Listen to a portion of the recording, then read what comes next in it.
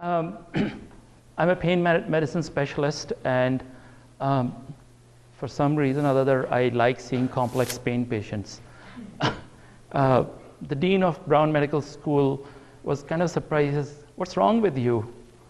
Anyway, that's my training and fellowship. I trained at the Harvard Medical School, did my training in pain medicine, and I have a special interest in complex pain conditions. I really like taking care of complex cases. This presentation is a little different from what I usually do. I usually talk about medicine stuff, and it was a little different. So when I wrote this, I put myself in the shoes of some of my patients and said, what if I got diagnosed with a complex condition? What would I need to do? What would I advise somebody who would have this problem? So first we're going to look at the challenges that come with this. Challenges for patients, challenges for physicians in taking care of complex conditions. First thing is to have knowledgeable physicians, finding a knowledgeable physician, physical therapists, even something like a phlebotomist, how to draw blood. We've had dozens of cases where a blood draw was done wrong and things went downhill after that. 1 second. I should switch on my timer. So you need an advocate, a family friend, a healthcare. You need a second person. There should be another person who's your advocate, who can help you out. We need timely access to services. Waiting for 6 months to get an appointment for something that's crucial is not a good idea. We need insurance approvals. That's another nightmare. Then there are acute care needs. What happens if there's a crisis? You go to the emergency room. What happens? How do they handle you? Chronic care needs, and then what's called a team approach. And I'm going to give you my idea of what a team approach can be done. So these are the challenges. What are the challenges with the healthcare delivery for complex conditions? There are lots of roadblocks. Every step is a roadblock. Getting from making a phone call, getting an appointment, to seeing the doctor, getting your treatments. The problem with complex conditions or rare conditions is that they don't affect one body system. They affect multiple body systems, literally almost everything. The nervous system, the heart, the liver, the kidneys, everything. Physicians are not, in general, trained to treat all of them together. I'm a pain specialist. I'm not a heart specialist. If my patient has a heart condition, or if this condition, the complex, say for example, mitochondrial dysfunction, if it's affecting their muscles or affecting their heart, I need a cardiologist who's on board with me. Ehlers-Danlos Syndrome is does anyone have that here? Oh, we have a few. So Ehlers-Danlos Syndrome affects almost every system in the body. Patient comes to me with pain. It's easy for me to handle the pain part of it, but I need to get them functioning. What if they have other conditions with it that need to be, where I need help from the cardiologist, or I need help from the urologist for this? So the challenges of finding a physician who manages complex conditions is that no one physician is going to be covering all of these. The idea is to find one primary specialist. Okay, so you have one specialist, and then that person becomes your primary specialist, not the primary care physician, but the primary specialist. He or she will then coordinate your care. So the role of the primary specialist can be anything. It could be anybody. It could be a pain specialist, it could be a metabolic specialist, or anybody who's kind enough to take you on. But do not have your primary care physician do that job. They are stressed as it is. They are really stressed. They are overloaded. You cannot walk into a primary care physician's office and say, hey, listen, I've got Ehlers-Danlos Syndrome. I need you to help me. You're going to get fired. It's happened lots of times. Obviously, because they have only 15 minutes and they can't. They need to look at your mammogram, the pap smear, and do the prostate exam. So tell the primary care physician, look, I have somebody else who's handling all this stuff. Just make sure that everything else is done properly. Everything else is covered. All my, whatever, vaccinations, my pap smears, my mammograms, my blood pressure is all fine, everything else is fine. Take that burden off them. Let them be primary care physicians. That's what they do best. Now, I just picked up an example of Ehlers-Danlos Syndrome. A primary pain specialist may need help from a cardiologist, a neurosurgeon, a physical therapist, a gastroenterologist. What we do is, the way I've turned it around is, I said, okay, I'm going to I start you on a small treatment. So, all right, supposing there's one of the conditions that patients with Ehlers-Danlos Syndrome have, dizziness and heart racing and fatigue. Okay, I'm going to start you on the treatment, but then you need to see a cardiologist who's going to look at your heart and everything and make sure that's all right and manage that. But I'll start you on the treatment. When you've seen the cardiologist, you come back, we look at the treatment, if it's working, not working, and then we'll take it from there. That's the role of the primary specialist. So this is just to give you an idea, the same thing that I just said. All the information now goes, so instead of having a primary care physician, now you have a primary specialist who can do that. But finding that is the hard part. Once you find that, try to work with that physician. So this is what I call as a virtual team. The problem with having a virtual team is that they're not, one of the challenges that we face as physicians handling complex cases is these appointments are really, really very long. Obviously, they're not the usual headache, and there's much more than that. Some of my appointments last 4 to 5 hours, just the initial appointment, and then the follow-ups last an hour to 2 hours. So the other problem we have with forming a virtual team is that these specialists are far and wide. I have, like for example, if I need a immunologist, somebody who specializes in a condition called mast cell activation syndrome, I have very few choices. The only few people I know is one's in New York and one's in Ohio. So that's where we get these challenges. These people are far and wide. But that's what, as patients, we'll have to do that. This is where we form the team.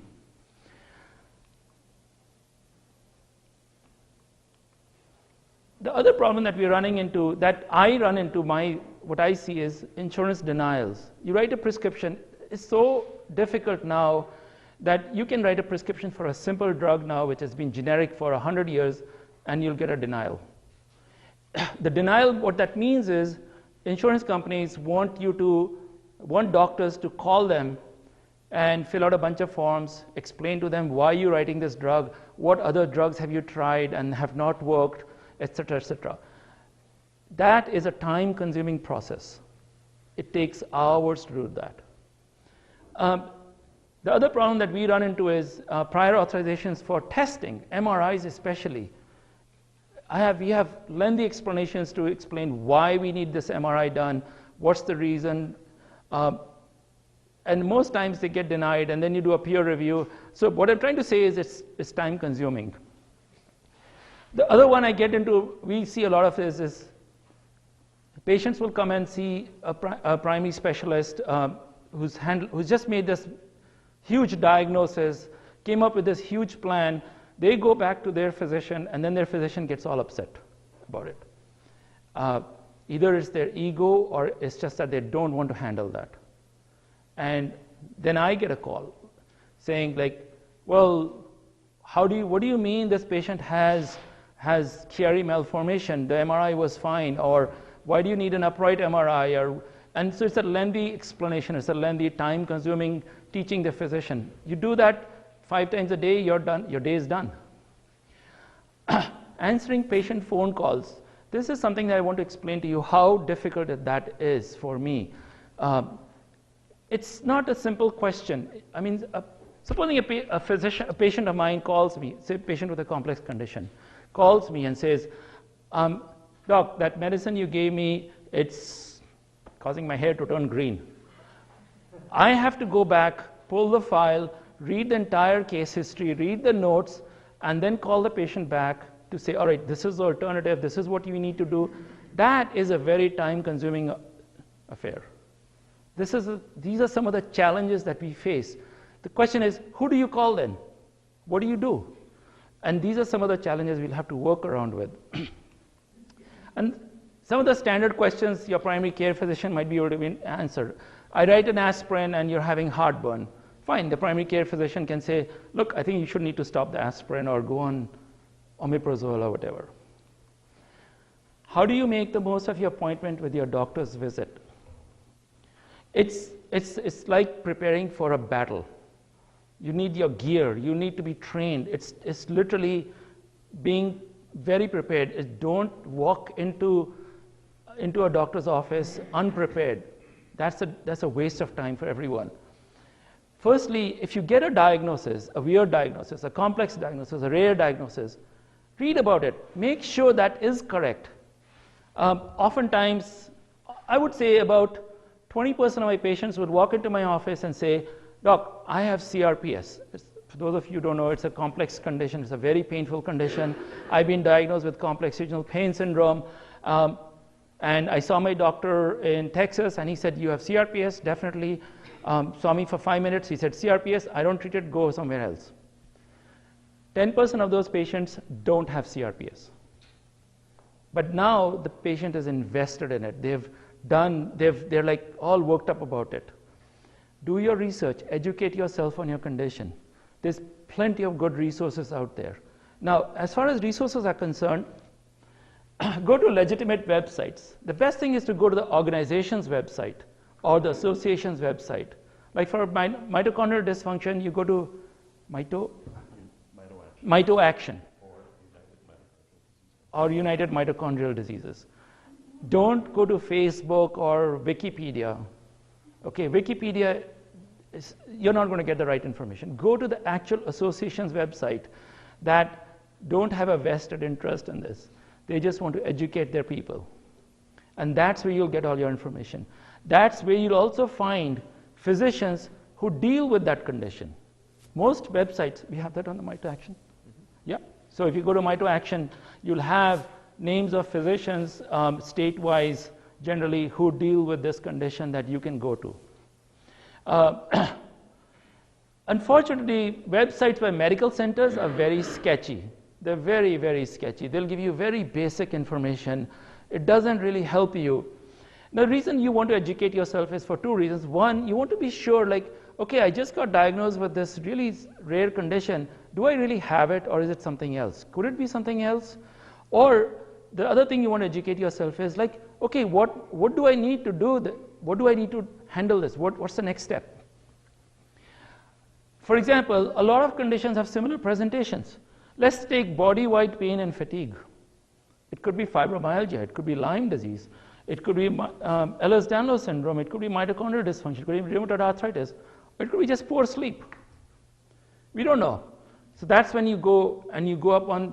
So supposing you go see a physician and he says, well, you've got chronic pain, body-wide pain, you've got fatigue, I think you have fibromyalgia. Fine, go to the Fibromyalgia Association website and check it out.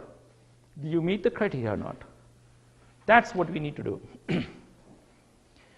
How do you find a specialist? This is something that we still have not been able to come up with. How do you rate physicians? How do you rate providers? It's very sketchy out there. The best thing is to ask other patients who have the same condition. So, for example, what I would do is I would go to the website for that association. Say I go to Mito Action. I find a physician.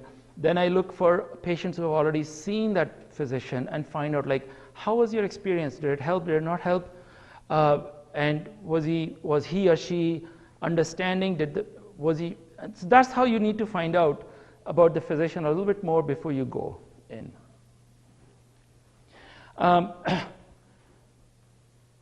Because one of the things that we do see is that specialists look at, there's a saying, to a man with a hammer, everything looks like a nail.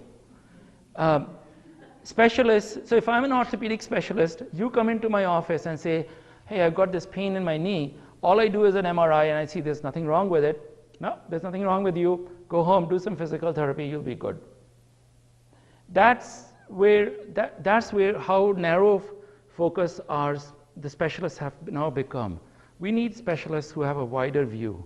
All right, why do you have a knee pain? Is there something wrong with your foot? You're walking differently. Is there something wrong with your back that you're walking differently? Or do you have Ehlers-Danlos Syndrome or something else, a neuropathy. I personally don't go by affiliations. Chief of the departments, presidents of organizations are really not the best people to see. They're political positions, some of them are political positions. Chief of departments not always are the best. There are good people also, but in general, most of them are not the best. Don't say, oh, I'm just going to go to the chief of the department of blah, blah university and he'll be the best person. Usually, it's the person who's at the bottom of the ladder who's seeing 10 of those similar cases every single day is the person to go to. That's the thing to be careful about.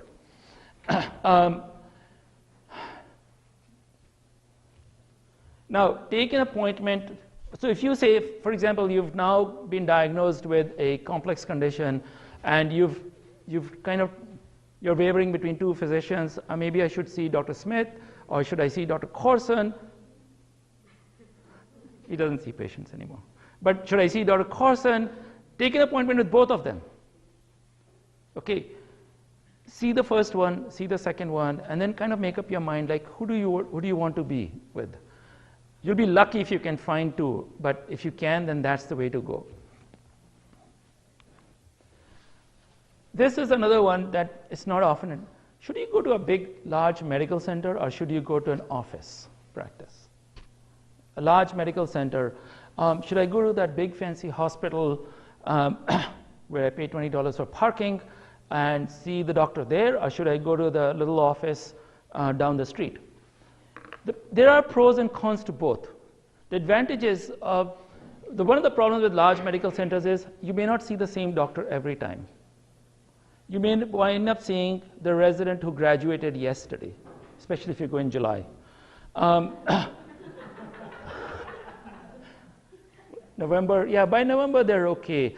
But remember, we are not talking about a little old headache. We are not talking about a little shoulder pain. We are talking about a very complex condition, which experienced physicians have a hard time understanding, let alone the person who graduated 5 days ago. That's the thing. There's no flexibility in scheduling. I'm sorry, the biggest roadblock is usually the medical secretary. And she'll be the first one who'll say, I'm sorry, but we can't give you an appointment till the next 6 months. This is what usually happens because their systems are set up like that. They can't. You're a medical record number. Every time you go, it's a different secretary. Every time you go there, it's a different nurse. You're just, hey, are you 63489? And that's it. The other big issue that we're having with complex conditions is that these physicians are limited by hospital rules and regulations. And that's the scary part. Hospitals are now telling physicians, you cannot take these complex cases anymore. You cannot. And some are towing the line and some are leaving they're leaving these hospitals. But this is what's happening now with most centers. And it's purely financial, purely financial.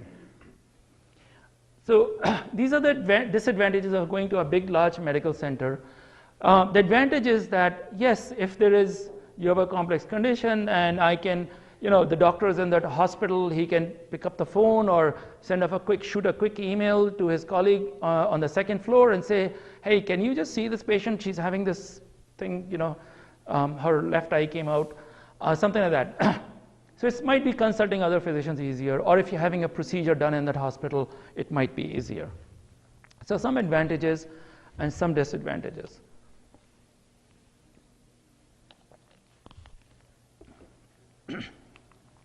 In an office, you see the same physician every time. There's no other person to see. At the most, you might see a physician assistant, but eventually you get to see the same physician. There's flexibility built into scheduling. We're not Toyota cars. We don't need an oil change every 3,000 miles.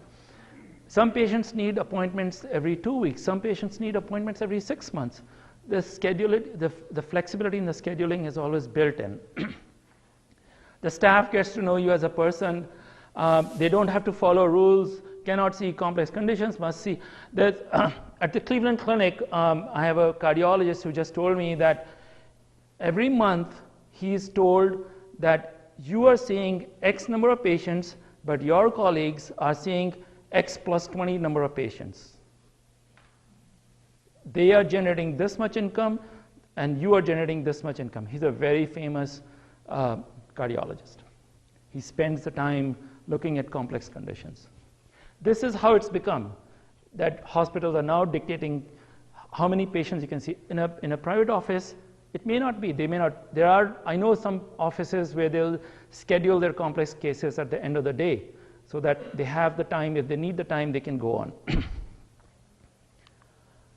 How do you prepare for your first visit? This is critical and this is crucial, because this is where the doctor is going to judge you, you're going to judge the doctor. Make up your mind that this is going to be the partner in your team to help you through. First thing to do is write a timeline. It's a complex condition. It started 10 years ago.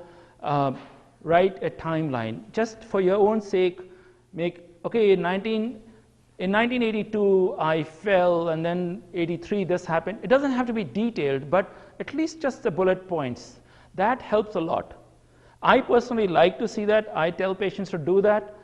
Some people may not like it. They may not. But even if they don't, some doctors may not. If they don't, at least you have something to refer to.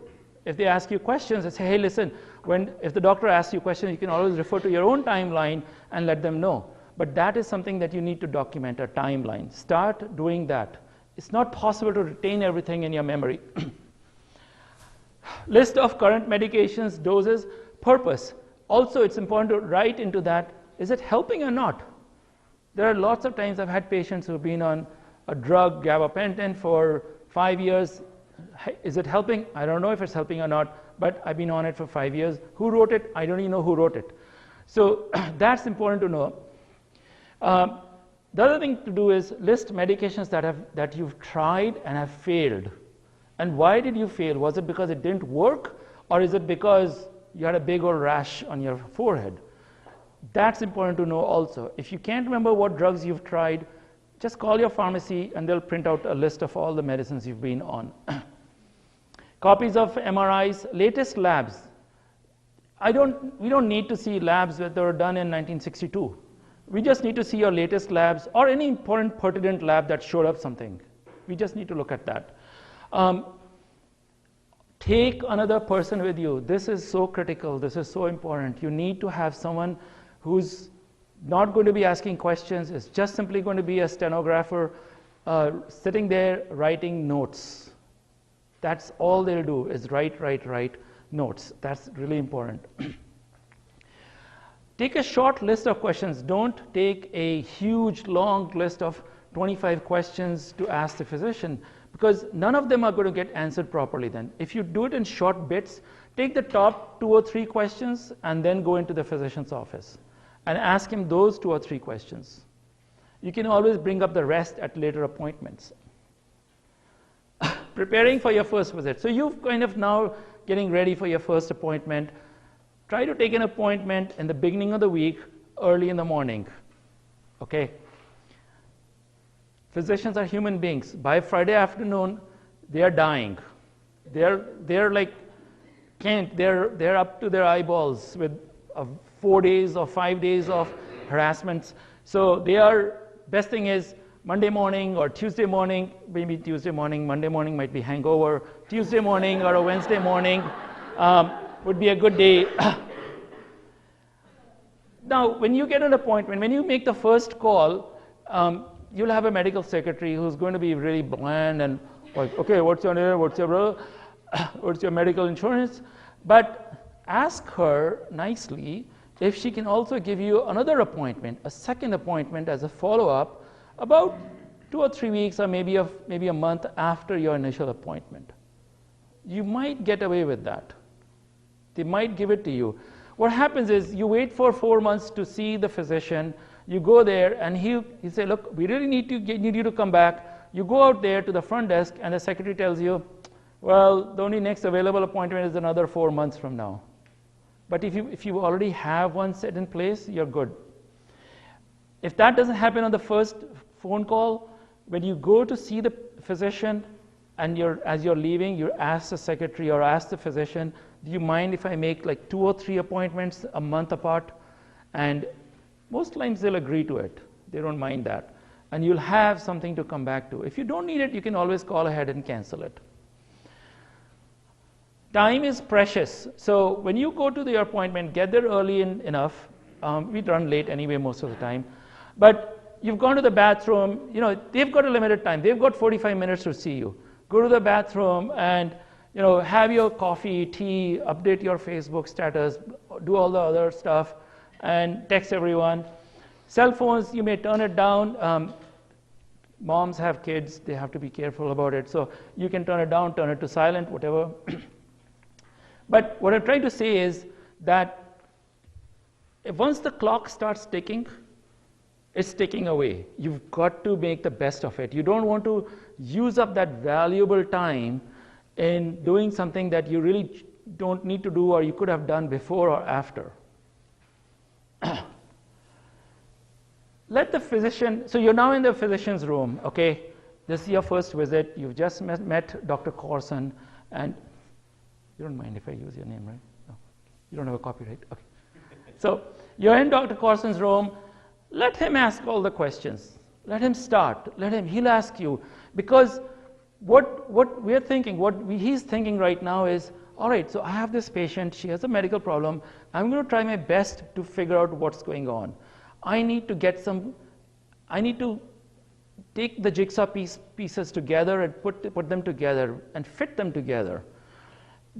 They're looking for clues. If you keep interrupting them, that train of thought is broken. So let him ask all the questions. Let him do all the talking. Try not to challenge him with what other physicians have told you, okay? But Dr. Chopra said that my head hurts because I eat too many avocados. So we get that all the time. But that Dr. Smith said that my back hurts is because I have a disc bulging. Well, we're okay with that, but we're just wasting time. Because now I have to explain why, in a very polite way, why we need to move on to a different diagnosis or find out a real cause. Rephrase it. Do you think eating too many avocados can cause this?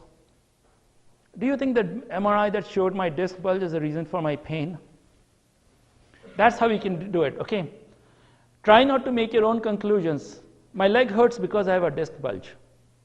Let the doctor explain that to you. Let him or her come to that conclusion. We get this all the time. I have patients who walk in waving their MRI. Hey, doc, look, I have an MRI that shows I have a disc bulge, and that's the reason for my leg pain. So the question is, why do you need to see me then? That's the thing. So let them do the thinking. That's what they do best. They like to put clues together and come up with your complex diagnosis. They like to look at your labs. They like to talk to you, examine you, and then put the picture together.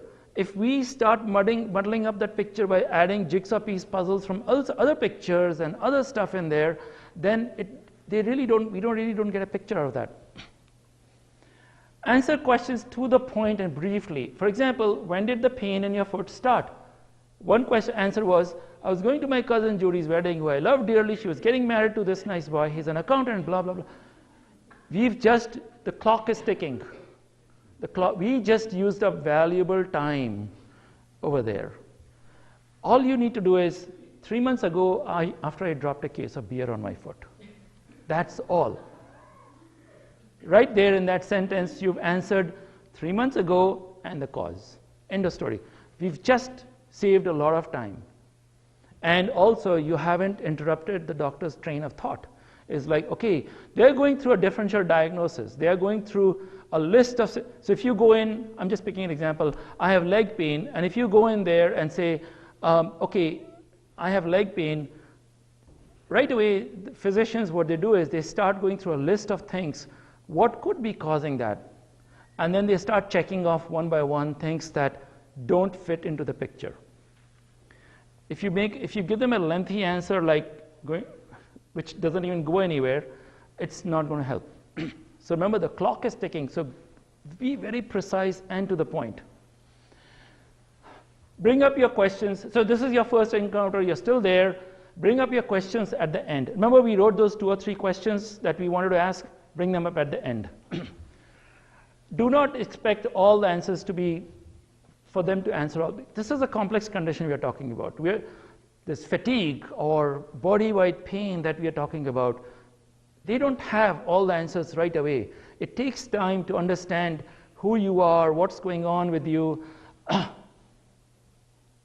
They need to know what treatments work for you, how you respond. There's no magical cure over here that'll help. We don't have secret prescriptions in our pocket that we can write. What did I do?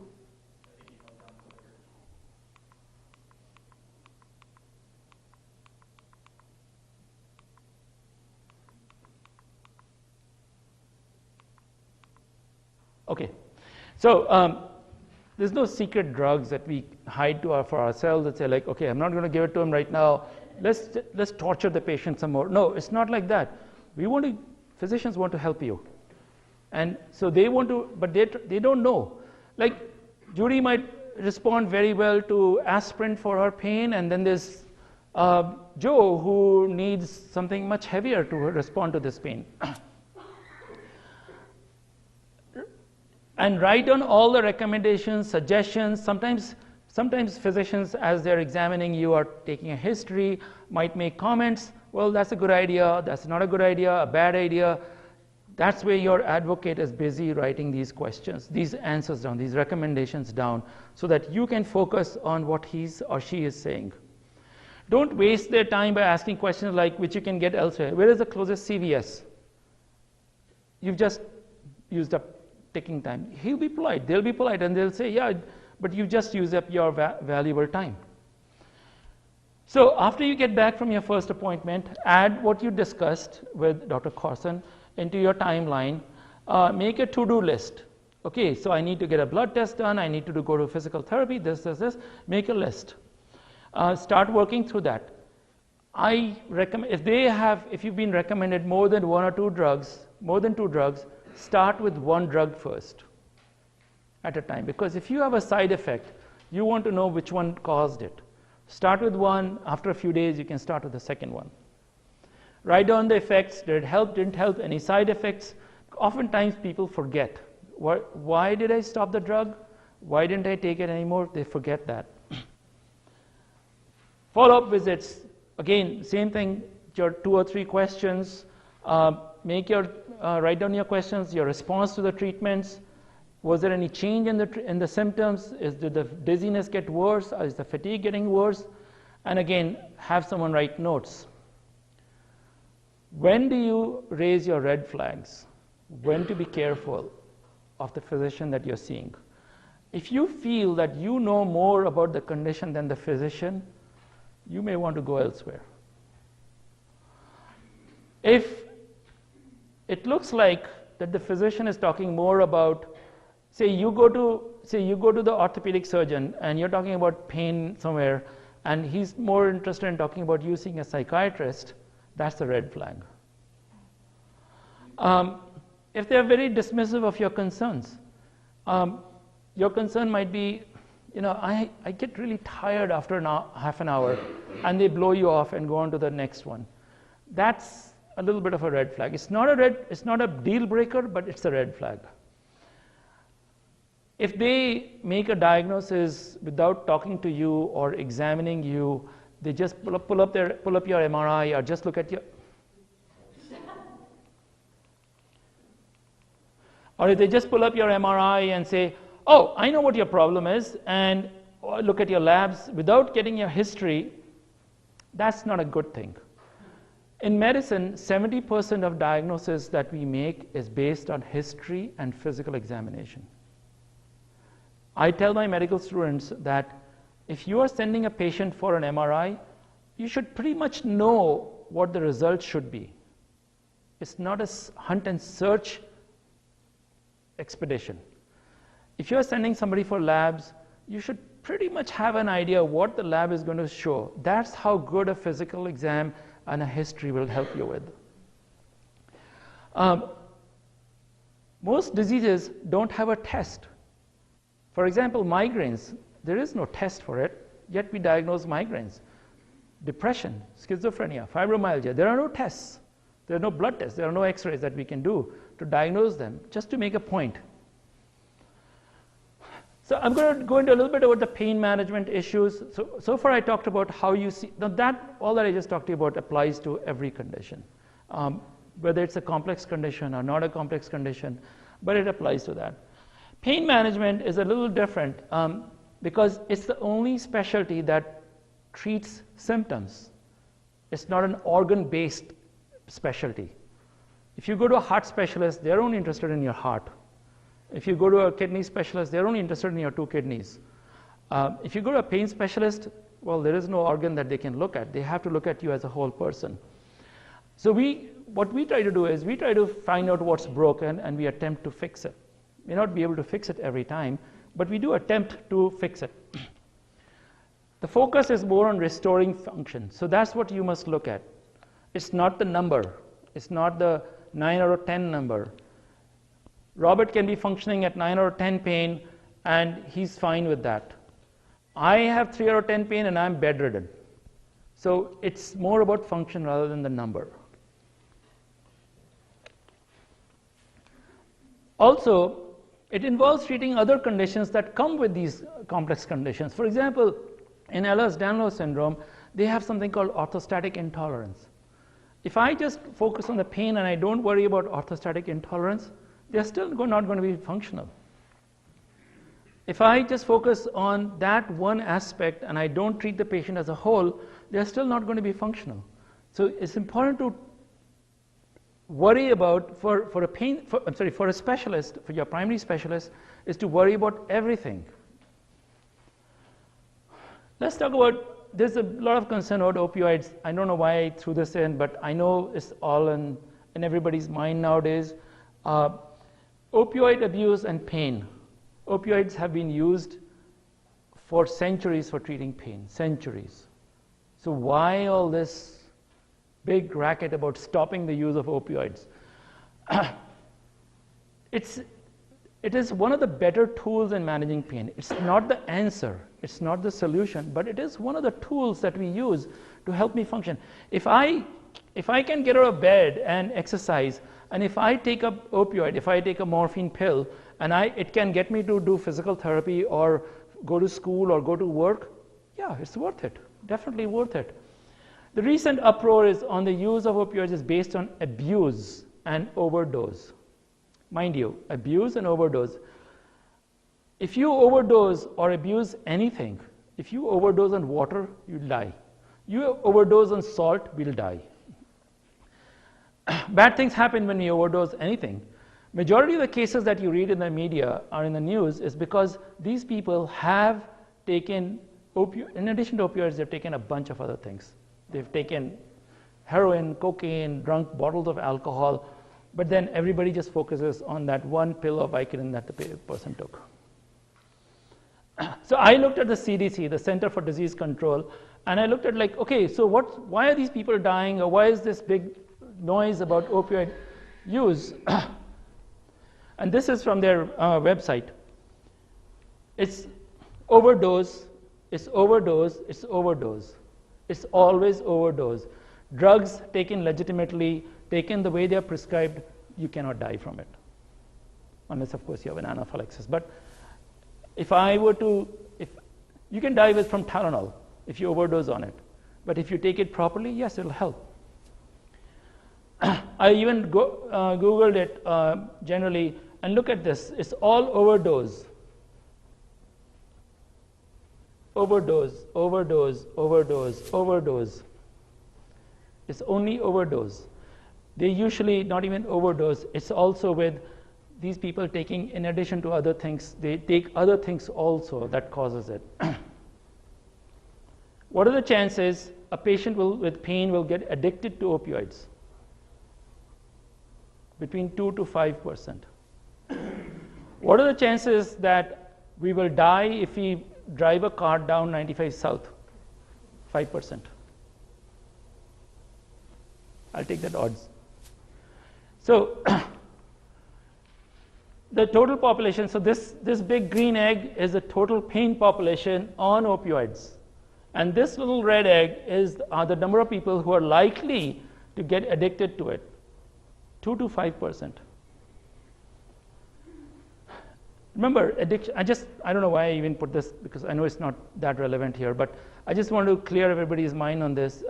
Addiction is not it doesn't depend on the drug. It's a change, it's a hardwiring, you're hardwired to be addicted. So if somebody's going to is hardwired to getting addicted, they'll get addicted to something. It's smoking, or it's alcohol, or drugs, or whatever. It doesn't depend on opioids.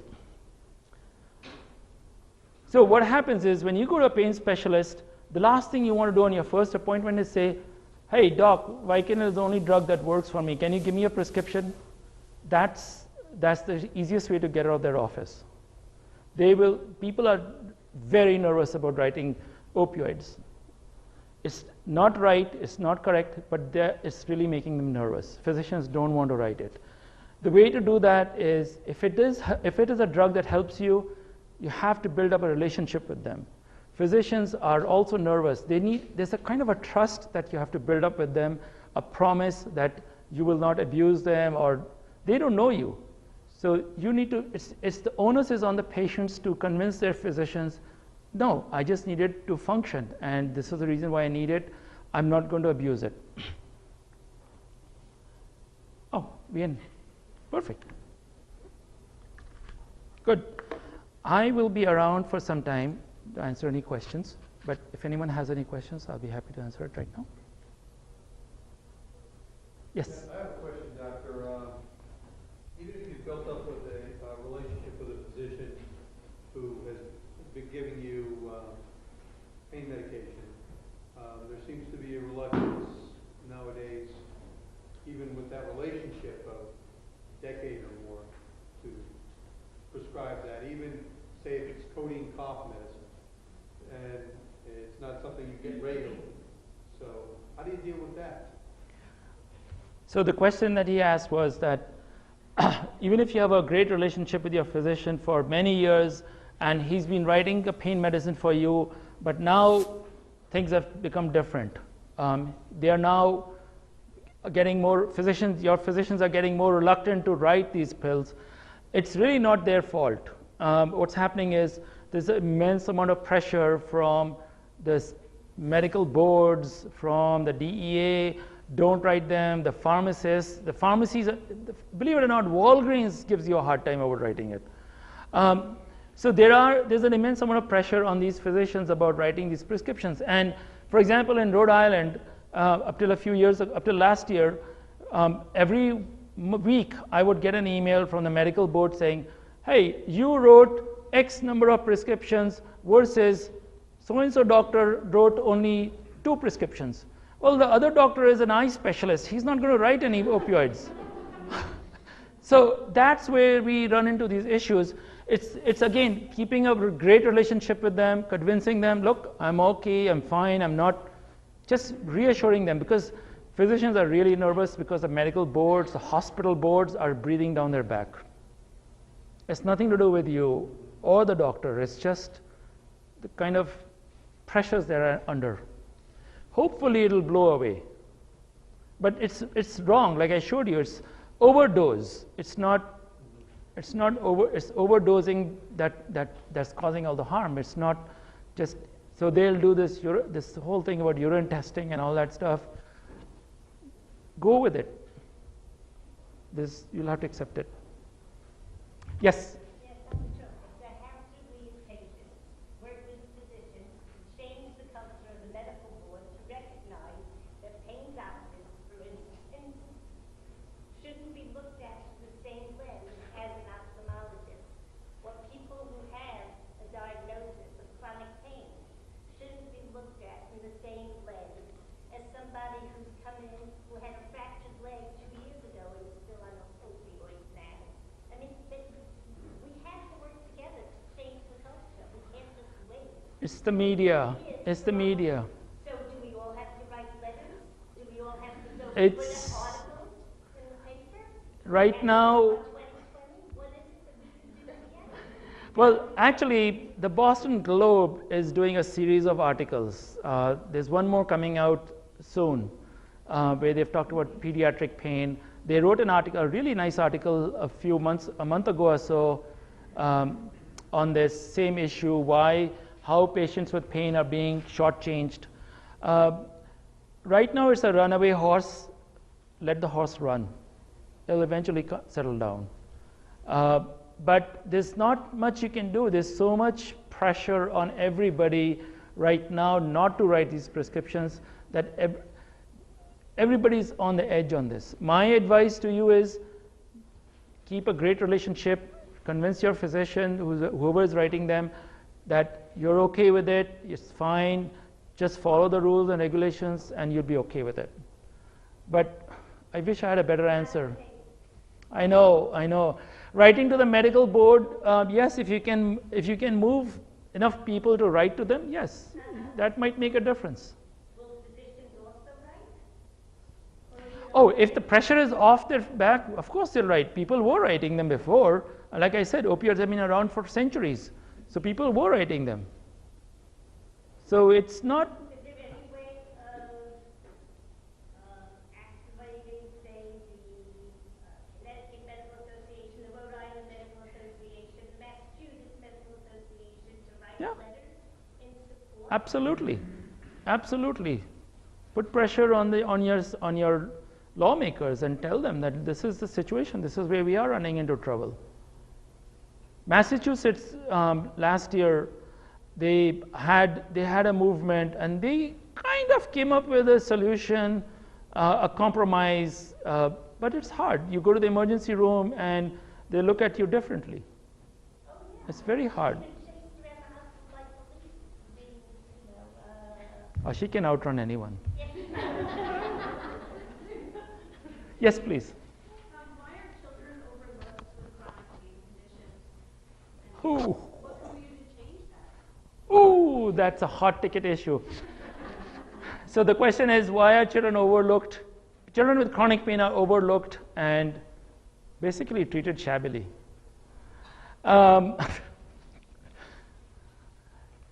According to this is my impression, okay? According to the powers to be, the insurance companies or medical boards or whatever, children are considered to be healthy human beings. Okay, they don't fall sick. The only time they fall sick is if they have a flu or something like that. They're not expected to have a chronic pain condition or a chronic condition. And this concept has been around for a very, very long time. It's ingrained into our very being. It's ingrained into our medical education system. So now what's happening is, if a child develops something more chronic, more of an adult condition, they're really not believed. They're really not being believed. I think I can count on my hand how many physicians actually treat pediatric pain the way they should be treated. They're very few and far. Hopefully this concept might change over the years, but there's nothing that I see in the near future where they'll work on it. But it's, again, if you have a child in chronic pain, your best partner in this battle is your pediatrician, who you're not going to use for treating pain, but who's going to be your advocate to speak up at the hospital, speak up at the emergency room when the child goes there. That's where you need people on your team. You need the rheumatologist, or you need the orthopedic guy, or whoever. Make a team of people who believe you and are with you. Yes, Amanda. I have a kind of question, comment for you. So my nursing experience has been in urgent care walk-in center and in surgical patients. And I feel like patients come in and it's upsetting. Communication breakdown happens immediately with doctors. When they say things, certain things, those red flag things, in those settings, because they have no relationship with them. They're meeting them for a couple hours. It's harder to gain trust.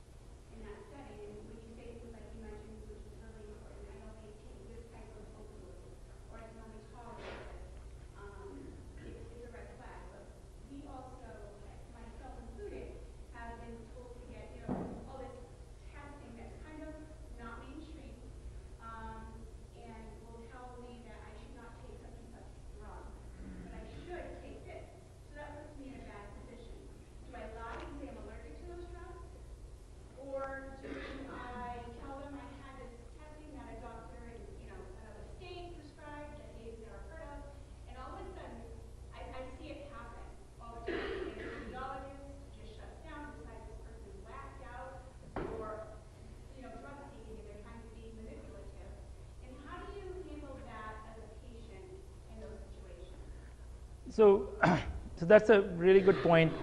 For those, so we talked about I just wanted to bring this about acute care. So if it looks like you have to make an emergency room visit so often, what I like to do is I tell the patient, go down to your local emergency room or the urgent care center and let them know that this is what you have, these are your medical records. I have so-and-so condition, I have CRPS or something like that, and every so often I have a flare-up, I may need to come in, and I may need IV fluids. And you have a letter from your doctor that will say the same thing. I need IV fluids, I need some Compazine or Benadryl or something, and that helps me out.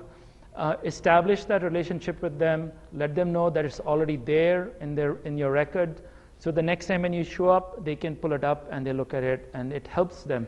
Emergency room physicians are also very nervous, is because when you walk in there and say, look, I have this horrible pain in my foot, they don't have any parameters to judge whether you are actually having pain in that foot, and then we try to be helpful. Patients try to be helpful and say, look, I've been to the emergency room, or they can pull up your records and look and say, like, oh, you've been here, like, in the last 6 months, you've been here 3 times, and each time we gave you Dilaudid. Maybe that's a red flag. But have your treating physician write a letter which goes into your medical record. Should Judy come in here with a flare-up of her POTS or dizziness, or should she come in with a severe migraine attack? These are the drugs that I would recommend. They have helped in the past. That helps a lot. In fact, emergency room physicians like that a lot, because now they don't have to do any kind of a battle in trying to figure out what they should give you and they shouldn't give you. But again, build up a relationship. That's the only way you can do that, unfortunately. Yes, Katie. And sort of following on that, I know I had heard a few years ago that there's issues about how the connecting care, the medical records, computer medical records, and systems not talking to each other. I know Rhode Island has Connected Care, which kind of tries to do that. Has any progress been made in allowing? I mean, I know my doctor, his doctor, sends stuff back and forth, but has progress been made about having different systems? One of the biggest disasters in medicine have been electronic medical records. Okay. The only thing it's useful for is pulling up labs. Right now, I don't know if you've ever used an electronic medical record, but it's a series of check boxes. All the doctor has to do is take the mouse and check. That's all they do. And then when you get the records, when I get these records, all the secretary has to do is push a button, and I get a fax of 45 pages of just redundant stuff. The real meat of the matter is probably like 2 pages where I'll find it. These systems don't talk to each other, so that's again another whole deal. The best way to do that is carry your own relevant medical records with you. Keep your timeline, keep your own medical record. Even if they don't want to look at it, at least you have something to refer to it and say, okay, this is what happened. And it also, personally, I think for me it's a great way, because then I know this patient is up on their care, and they are very motivated to do better. They have this list, their timeline, it makes things much faster and smoother. So even if they don't look at your timeline, at least you can look at it. But keep the most relevant records, or a summary of your care, which your primary specialist or your primary care physician could make up for you, and say, look, Kate comes in here and Kate has migraines and she has, Ehlers-Danlos Syndrome or whatever, and then this is the treatment going on, but should she need acute care to the emergency room, this is what I would recommend. And that helps a lot. You really have to be your own advocate in this situation. Yes? What's your take on getting information from pharmaceutical companies that provide resources about conditions? Pharmaceutical companies?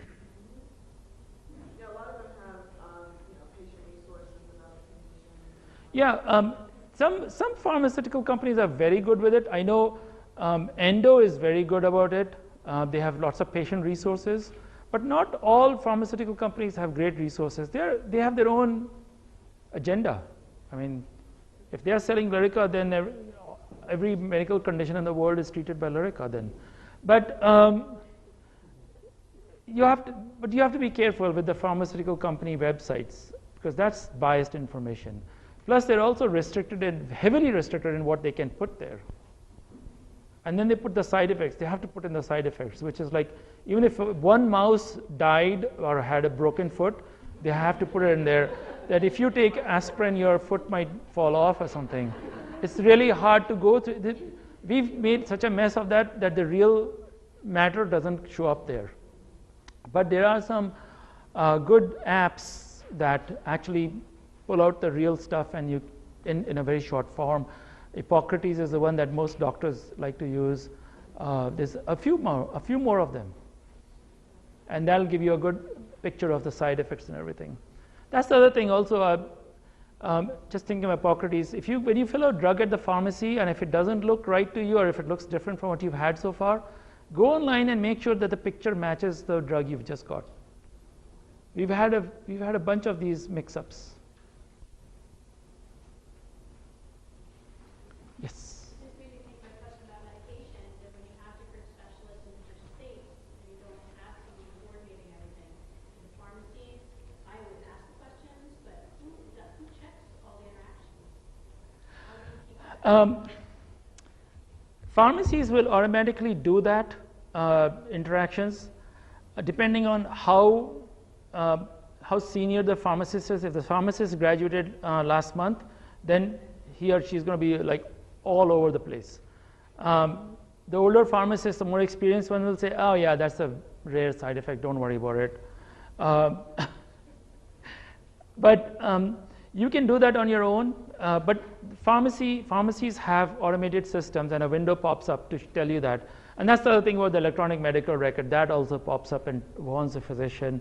And oftentimes the physician will say, oh yeah, it's not a big deal, move on. Yeah.